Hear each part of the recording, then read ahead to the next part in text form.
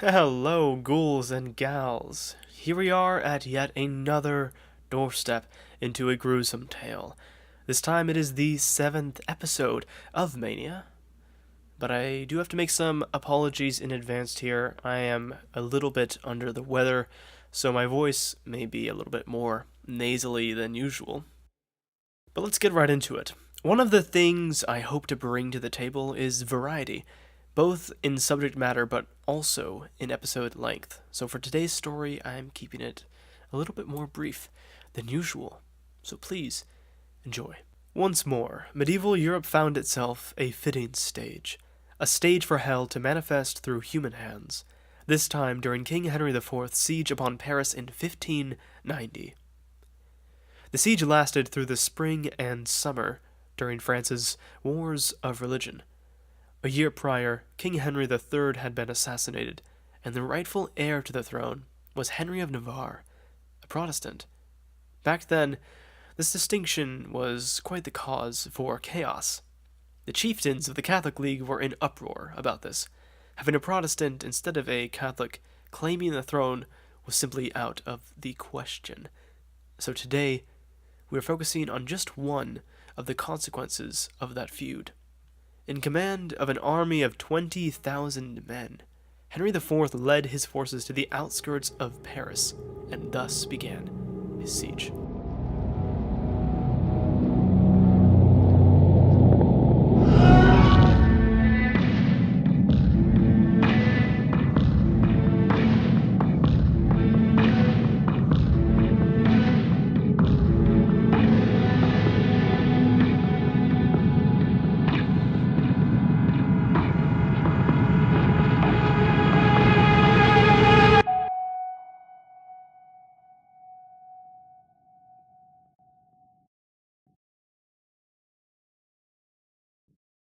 But we're not here for the political nor the religious quarrels of the time, however fascinating. No, we are here for the very real flesh and blood stories that arose in such a time because of such turmoil. But it's not just us who quickly lose interest in who's to blame and what caused what. Religious and political sparks between this siege quickly lost importance, as did all luxuries, status, and the taken for granted details of nobility and common life alike. A city under siege was not just problematic for the obvious reasons. Imagine, for example, just what would happen if you locked several dogs in a cage and refused to feed them. Humans, as it turns out, don't act much different at all, as you'll find. During these times, sieges had diabolical consequences. Is that too obvious? Both for the invading and the defending forces. Diseases just loved to cling to marching armies. The armies themselves, though romanticized today with knights in armor and pennants flapping in the sunset breeze, were often really malnourished, sick-ridden, and living off of the scraps they pillaged from villages and towns en route to their destinations. The majority of soldiers themselves were men either threatened on pain of death or wrenched from the gallows steps to be conscripted into battles they had no true motive to fight. And if that isn't disillusioning enough, soldiers got passed around from side to side depending on who won which battles or lost certain conquests. Not only did these men have no real reason to fight these wars other than survival, or perhaps the chance at pillaging or sacking a city, few of them had any passion for whatever side they were dying for in the first place, as long as they were on the winning side. As long as the bloodied blade wasn't pointing down their neck, that was what mattered. And that's precisely the point. The foot soldier was a nobody. They mattered not at all. War never had a pretty face, but the survival tactics of medieval warfare put a new meaning to the word vicious. Alright, that was a long tangent. Let us return, to Paris, the delectable conflict.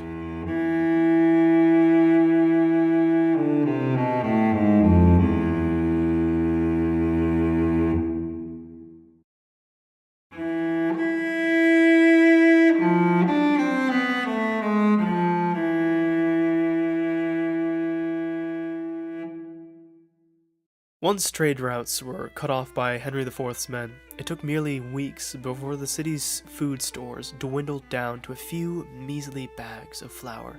Literally. This was much easier than trying to force entry. Attacking a well-guarded city such as Paris, even with an army of Henry's size, was far, far more difficult than simply waiting for the city to implode on itself, turn feral, begin to eat itself from the inside out. There were chapels and coffers, certainly, which stowed away food despite city ordinances. Citizens did their best, clinging to what little stores they had, though it never lasted long. But maybe I'm not doing this justice. Maybe I'm just not describing this adequately, so let's get a little bit closer. Imagine neighbors needing to guard over their small gardens at all hours of the day and night, over those few little buds of tomatoes or squash. Imagine citizens scouring for weeds sprouting between cobblestones and town squares because there are no vegetables, there are no fruits, there's merely weeds. Imagine the families doing away with the dog, the cat. Imagine adding wood shavings to thicken up porridge. What about grinding up stone and slate and adding that to your dough? And we haven't even gone to the desperate measures yet. Pride, stubbornness, bravery, perhaps stupidity, brought the city into general accord that surrender was not an option against the attackers at first. Though rations were enforced, no manner of charity or frugality could create sustenance for a city of Paris' size. Not indefinitely. But like many cities under siege, Paris would soon experience the horrific consequences of defending ideals. After the besiegers tightened their forces like a noose around the city walls, the signs of famine started. The Catholic defenders of Paris left for night raids against the Protestant forces less and less to drive them back. Murmurs for surrender within the city turned to pleas. Threats, once made at King Henry IV's men, turned to bitter curses instead towards Parisian nobility and the Catholic Leaguers, growling just as anxious as the commoners. Families of status were selling off carriages for meat, and after that, killing their own horses, even beloved house pets, to manage a few more morsels. Holding out in a city under siege cannot be called a nightmare, it just doesn't do it justice. As time thinned the masses, the city stretched its imagination beyond all demand, turning bark to bread and weeds to delicacies. Common objects, so long as they were edible by some means, became tantamount to gold, while currency itself seemed to lose all value. Parchments, hides, cloaks, and satchels alike, anything made of leather or had once contained moisture, was boiled until soft enough to tear, to spice, to devour, or be sold as preciously as fine cuts of meats were just months before. Bones. Yes, everything has a trail of nutrients hiding somewhere within its fibers. Bones of family pets or recently deceased would be ground up to add to soups or breads.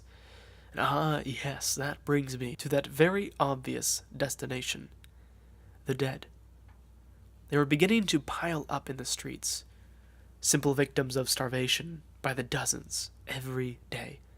By nightfall, another day would have been pushed back against the brink. Survived. But in the morning, the city would awaken to find just how many hundreds it had failed in those few hours. The deep growl of deprived stomachs became a commonplace sound. The poor would often erupt in noisy and futile demonstrations, and as panic began to strike at them, the most destitute of society were cast out, forced upon the invaders.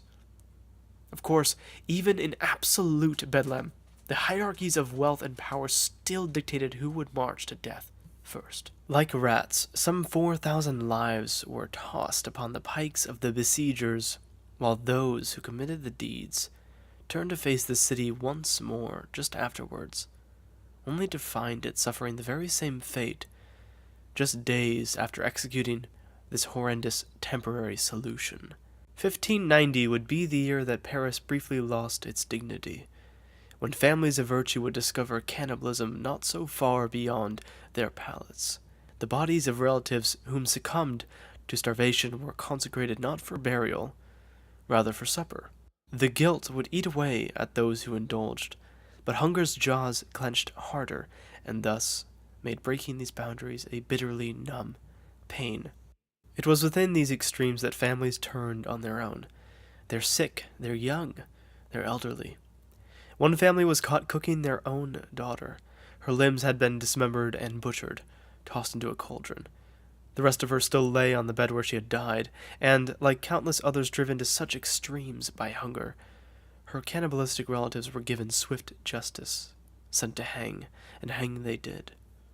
The people of Paris, their dawns and dusks, punctuated by artillery fire and anxious screams, would quickly discover that the empty expanse of their stomachs was far greater than any capacity for morality.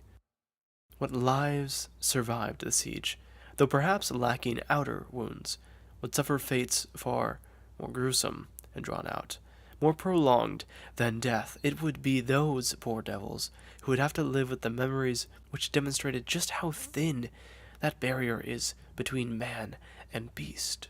The experience was ubiquitous throughout the city, devastating. Unperturbed by wealth and titles, famine swept through the city faster than any plague. All were affected. It gave everybody an opportunity to show their true colors. The supposedly meek, humble, and righteous would be outed to having stowed away more than anybody else. One Franciscan friary in the city, whose ethos is take only what is offered and given as charity each day, had enough bread and biscuit to last an entire year. Authorities fell upon them, of course, and in the earlier days they were ordered to give away some of the stores every day to the destitute and dying. Nonetheless, such meager lights in the darkness proved not enough, as the shadow of famine would take a few bites out of all of them. The city watched its nobles turn into ghouls, and its priests into thieves and hoarders. How it hollowed out the eyes and made bones appear to be abnormal protrusions beneath the flesh. But what's more harrowing still is that each of them had all felt it, a shuddering connection to visceral necessity, a state of being in which people judge themselves not by what charity they failed to lend, rather by the monstrous urges they just managed to resist, not succumbing to the temptation to eat your alien sister, your grandmother. This, in the final days of Henry IV's siege on Paris, was all it took to be considered a good person. When Paris did eventually surrender, when those giant gates swung inward, King Henry IV's soldiers did not storm, but instead marched calmly through the streets. Normally, sacking the city would be a reward for the hungry mercenaries after such a long-winded offense. Raping, pillaging, feasting, and drinking, though an outlandish and horrific idea now, was in essence the common treasure and even basic motivation for many soldiers' efforts. But in the end, they decided against it. After all, there was nothing left to take. Paris was all skin and bones. This show is sponsored only by listeners like you. Isn't that something? Did you know that? It is written, produced, and edited entirely by one individual, and you're listening to his voice. So, if you are enjoying the show, I must humbly ask you to visit patreon.com/Harlequin Grimm to subscribe. There, you can find patron-exclusive rewards. But if monetary support isn't your thing, and yet you still want to lend a hand, don't worry, I have you covered. Sharing this podcast to your friends or talking about it on your own platforms is just superb and more than enough. Now, back to the show. Well, this surely is a stretch from our last episode, isn't it? I'm sorry to say that essentially everything you just heard was entirely historical. The gruesome details about grinding up bones, scouring for weeds, the anecdote with the cannibalistic family, that's all very real. It's inscribed into our DNA, and those instincts still haunt us to this day. A few measly centuries couldn't do very much to separate us from our medieval ancestors. The monster in this episode, of course, was none other than us. Throw in a bit of war, ideals, and hunger, and very quickly we peel back the skin of our beautiful masks to unveil a vicious, snarling, bloodthirsty darkness that is human nature. Of course, this angelic demon goes both ways. It swings us into paradise and plunges us into hell. Back and forth, back and forth. So thank you, listener, for joining me for yet another historic plunge. I have to thank Lauro Martinez, whose history book, Furies, War in Europe 1450 to 1700, is a constant source of inspiration and practical application. Many of these details I had memorized from my reading this work, and only needed quick references here and there to make sure I wasn't exaggerating. And that is not a boast about my memory. Really, it's meant to tell you how gripping his work is because my memory is pitiable. And finally, I should thank Curious Fire for providing the audio and introductory theme. There's also Windswept, a Swedish one-man musical army who provides some of the tunes you hear throughout the show. How prolific this man is simply cannot be overstated. And that's it, ghouls and gals. So thank you, dear listener, for gracing me with your ears. I do sincerely hope you'll join me next time.